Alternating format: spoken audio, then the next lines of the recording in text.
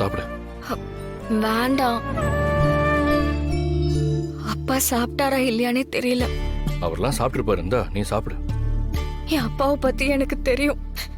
என் மேல இருக்கிற கோவத்துல கண்டிப்பா அவரு சாப்பிட்டிருக்கவே மாட்டாரு. கவலைப்படாத தானா, மாமா கூடிய சீக்கிரத்துல நம்மளை பத்தி புரிஞ்சுப்பார். நீ வேணா பாரு, அப்புறம் அவரே வந்து நம்மளை வீட்டுக்கு கூட்டிட்டு போவார். இந்த சாப்பிடு. வேண்டாம்.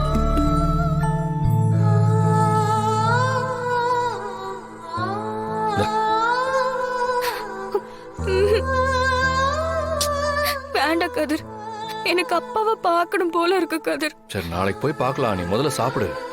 இல்ல, நீ வீட்டுக்கு போன் பண்றியா?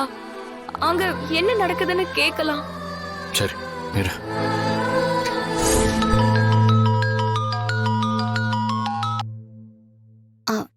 சொல்லு கதிர். மாயா இரு, தனா பேசணுமா? இந்த பேசு. அப்பா சாப்பிட்டாரா மாயா? இல்ல தனா, பெரியம்மா போய் கேட்டாங்க. அவர் எதுவும் பேசாம அமைதியா இருக்காரு. எல்லாம் என்னாலதான் இல்ல. ஏய், அதெல்லாம் ஒண்ணும் இல்ல தனா, நீ கவலைப்படாத. நாங்க அவர் எப்படியாவது சாப்பிட வைக்கிறோம். நீ எதையும் யோசிக்காம இரு. சரி, நீ சாப்பிட்டியா? இப்பதான். தனாவா? ஆமா பெரியம்மா. கூட. தனா, சாப்பிட்டியாடா? சாப்பிட்டேம்மா. எனக்கு தெரியும் தனா, நீ சாப்பிட்டிருக்க மாட்ட. உன் மனசெல்லாம் இங்கதான் இருக்கும். அப்பா ஞாபகமாவே இருக்குமா? அவர் இன்னும் சாப்பிடலையா? அவரை நான் எப்படியாவது சாப்பிட வச்சிடுறேன்.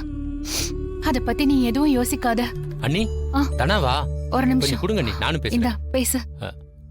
தனா, எப்படிமா இருக்க? நான் நல்லா இருக்கேன் சித்தப்பா. நீ இப்படி போவேன்னு நான் கொஞ்சம் கூட நினைக்கவே இல்லடா. எனக்கு வேற வழி தெரியல சித்தப்பா.